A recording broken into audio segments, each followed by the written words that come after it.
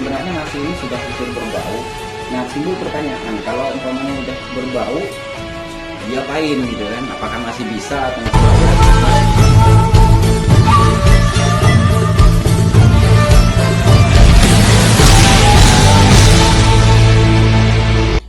Assalamualaikum warahmatullahi wabarakatuh. Selamat pagi, salam sejahtera buat kita semua. Apa kabar bos? Balik lagi di channel kita Bakal Peternak. Terima kasih buat sampean yang sudah klik video ini, dan semoga berlanjut subscribe ya bos. Karena Bakal Peternak selalu memberikan informasi seputar dunia peternakan ayam kampung, dan semoga dapat memberikan motivasi dan inspirasi buat sampean, terutama sampean yang masih pemula. Oke, baiklah bos. Kali ini kita akan bersharing tentang pakan ternak lagi nih. Cuman dalam hal ini pakan yang akan kita bahas tuntas ini adalah nasi, ya nasi. Nasi ini mengandung diantaranya mengandung glukosa yang cukup tinggi dan mengandung karbohidrat yang juga bagus untuk ternak kita. Tetapi masalahnya itu gini bos, terkadang itu nasi sisa seperti ini, terutama biasanya kalau nasi sisa seperti ini kan ini kemarin saya dapat di acara macam syukuran gitu. Jadi kalau sampai seumpamanya ada tetangga atau keluarga yang mengadakan kendurian atau mengadakan acara-acara keluarga, itu biasanya kan ada nasi-nasi yang tersisa.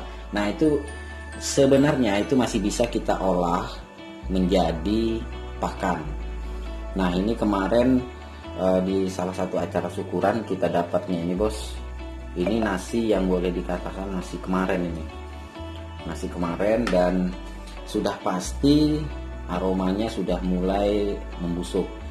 Nah salah satu bos ya, buat sampean yang masih biasanya masih awal-awal atau bahkan sering ada yang bertanya ke saya, gimana sih cara ngelola nasi sisa, ya bagaimana sih cara mengelola nasi sisa, sementara nasi sisa ini kan cenderungnya mudah basi bos. Nah ketika nasi itu sudah mau basi, jadi gini bos, salah satu pantangan pemberian pakan ke ternak selain pakan kadaluarsa ya, selain pakan kadaluarsa, salah satu yang paling tidak boleh diberikan ke ternak itu adalah pakan basi, termasuk nasi basi atau sisa-sisa pakan lain yang sudah basi. Kenapa? Karena di dalam pakan basi itu sudah terdapat jamur atau bakteri pembusuk. Nah pembusuknya itu bukan pembusukan proses fermentasi, bukan, memang proses pembusukan. Jadi kalau diberikan ke ternak dikhawatirkan akan mengganggu proses pencernaan dan bahkan bisa mengakibatkan ayam kita keracunan. Kemudian yang ketiga itu selain dua pantangan di atas yang tadi saya sebutkan, pantangan yang ketiga itu adalah pakan berjamur. Itu juga nggak boleh bos, apalagi kalau jamur abu-abu atau jamur oranye, itu jangan pernah sekalipun sampai berikan ke ternak sampean, itu nanti ke depannya akan bermasalah gitu.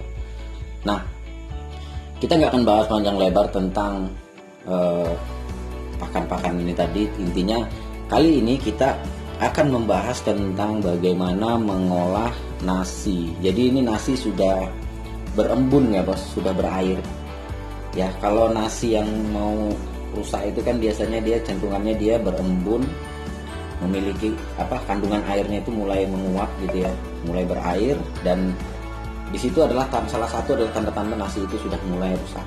Nah ini contoh ini airnya. Nah ini seperti ini, itu menandakan bahwa nasi ini sudah nggak layak dimakan oleh manusia. Tetapi kalau diolah sedemikian rupa, ini bisa menjadi layak untuk dimakan oleh ternak.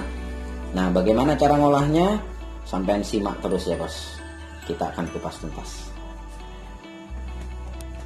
Tetapi sebelumnya ini kita akan ini karena nasi basi bos ya, karena dikhawatirkan nanti ada bakteri pembusuk ya, atau sudah terkontaminasi dengan bakteri atau ini tadi yang membuat nasi ini basi.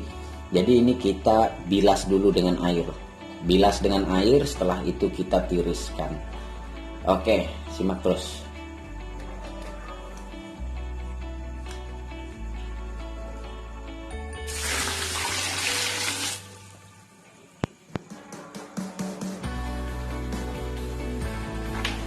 Oke, ini sudah kita berikan air, bos. Kemudian kita bilas seperti ini ya. Dibilas seperti ini. Kemudian nanti kita buang airnya, kita saring ya, kalau perlu kita tapis ya. Jadi buang airnya, lalu kita tiriskan ya. Tiriskan sampai boleh pakai keranjang atau apapun itu untuk membuang airnya. Yang intinya itu kita membuat nasi ini jadi fresh kembali. Jadi fresh kembali itu dalam artian itu bakteri pembusuk itu udah kita pastikan nggak ada ya.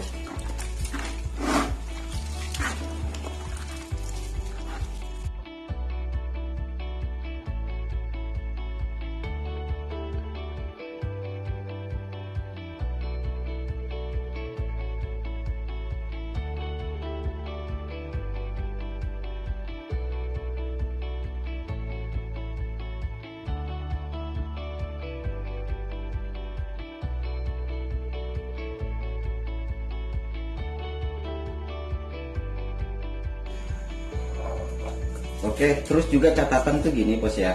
Jadi itu kan nasi ada yang menggumpal kadang ya. Itu kalau bisa itu seperti ini. Jadi dibuat jangan sampai ada yang nasi-nasi yang menggumpal. Nah, dihancurin seperti ini. Ini sebenarnya nasi ini sudah hampir berbau.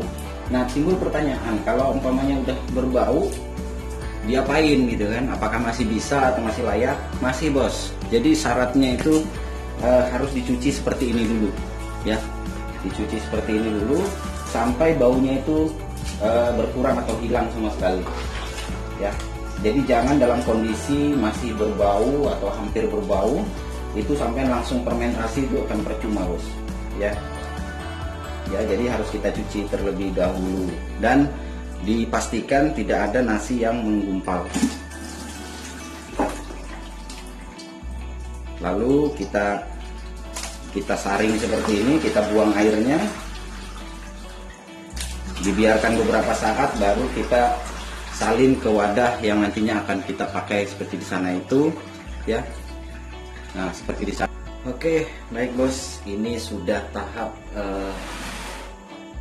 penirisan air setelah kita cuci tadi. Sekarang berlanjut pada proses fermentasi. Nah, dalam hal ini karena kita mau mengurangi kadar air ya, biasanya kalau kita pakai EM4 ini kan kita perlu buat air probiotiknya dulu bos. Nih seperti ini kita pakai EM4 juga boleh, atau ini kita pakai SPC. Nah, tetapi dalam hal ini karena saya ingin mengurangi kadar air yang ada di dalam nasi sisa ini, maka saya menggunakan NTJ karena penggunaan NTJ ini lebih praktis. Kita hanya tinggal langsung tuang ya. Di sini saya menggunakannya 1 tutup botol ya bos, 1 tutup botol. Kemudian kita aduk rata ya, kita aduk rata. Di sini saya menggunakan NTJ karena mengurangi penggunaan air. Sementara kalau saya menggunakan EM4 yang dicampur molase atau gula merah itu kan pakai airnya lumayan terus. Jadi apakah boleh nih? Nah, ini mungkin nanti timbul pertanyaan, apakah boleh penggunaan air itu banyak? Sebenarnya boleh bos, sebenarnya boleh. Jadi sampean juga boleh menggunakan air fermentasi. Jadi kalau sampean sudah memiliki atau mempunyai air fermentasi ya bagus. Setelah ini sampean masuk dalam satu aja, tinggal dikocor dengan air fermentasi kemudian ditutup rapat. Oke bos ya, kita aduk dulu. Tadi sudah saya tuang 1 tutup botol Nitrobacter TJ. Sekarang proses pengadukan ya. Jadi syarat fermentasi itu bos cukup air ya. Yang pertama syarat fermentasi itu jadi atau tidak. Pertama dia cukup air, kedua teraduk rata ya, dan yang ketiga tertutup rapat. Jadi banyak beberapa rekan itu, bos ini apakah ini jadi gitu kan, apakah ini jadi. Nah, selama sampai memastikan ketiga hal ini, pastikan teraduk rata dan pastikan cukup air dan tertutup rapat, maka bisa dipastikan proses fermentasi pakan sampean itu jadi. Nah, jadi nggak perlu khawatir bos ya.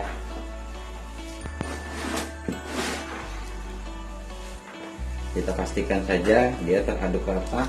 Dan kalau mau lebih praktis lagi, sampean boleh menggunakan airnya lebih banyak atau langsung dikocor dengan M4. Airnya dikira-kira aja, anggaplah sampean buat air fermentasi 1 liter, 1 tutup botol M4 dan 5 sendok gula, itu tinggal sampean tuang secukupnya, itu boleh. Tapi karena dalam hal ini saya menunjukkan contoh, setelah penirisan saya menggunakan air seminimal mungkin, saya menggunakan air. Jadi ibaratnya ini sama seperti kita fermentasi ampas jamu, ampas tahu ya. Nah, seperti ini bos. Nanti kita akan lihat 1-2 hari ke depan bagaimana jadinya. Nanti kita akan lihat dan bagaimana reaksi ayam pada saat memakan ini. Kita aduk dulu.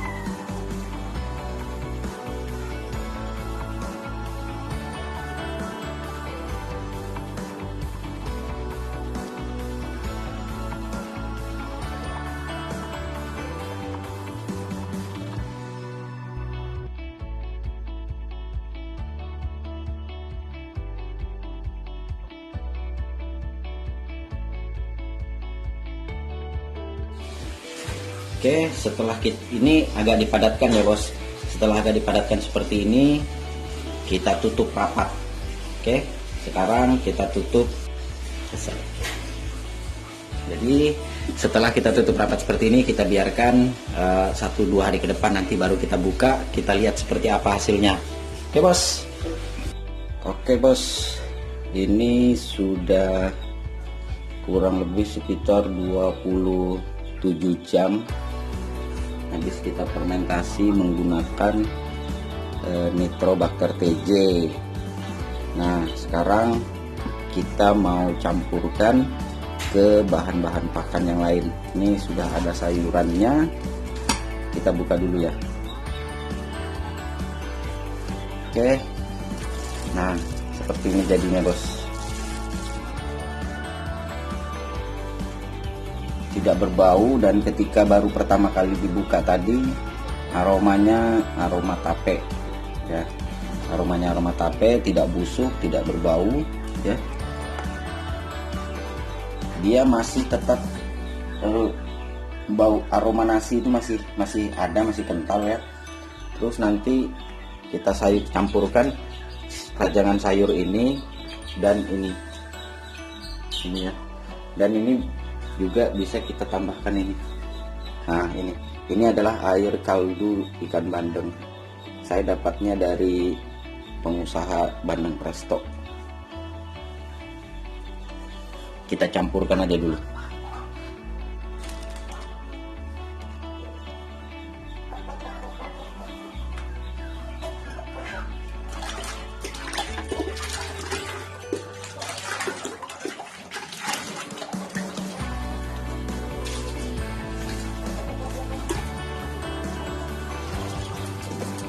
Nah, jadi ini setelah kita berikan bos ya. Tadi kita nggak sempat karena tangan kotor, jadi nggak bisa buka kamera. Nah, jadi pas sudah kita ini ternyata sudah habis ya. Oke, tapi di sana masih ada itu. Wah, itu masih ada. Tapi ayamnya nggak berhenti makan ya, dan ayamnya lahap-lahap. Ya, sampai bisa lihat sendiri. Jadi pengolahan nasi sisa, nasi yang tadinya mau busuk, mau basi, bagaimana cara mengolahnya untuk jadi pakan ternak yang layak dan sehat, sudah kita ini sharekan. Oke bos, itu saja video dari Bakal Peternak kali ini. Semoga menginspirasi dan memotivasi sampean dalam beternak ayam kampung skala rumahan mandiri. Semoga terus sukses ternaknya. Sekian dari Bakal Peternak, sampai jumpa di video-video kita berikutnya. Assalamualaikum warahmatullahi wabarakatuh. Salam sukses.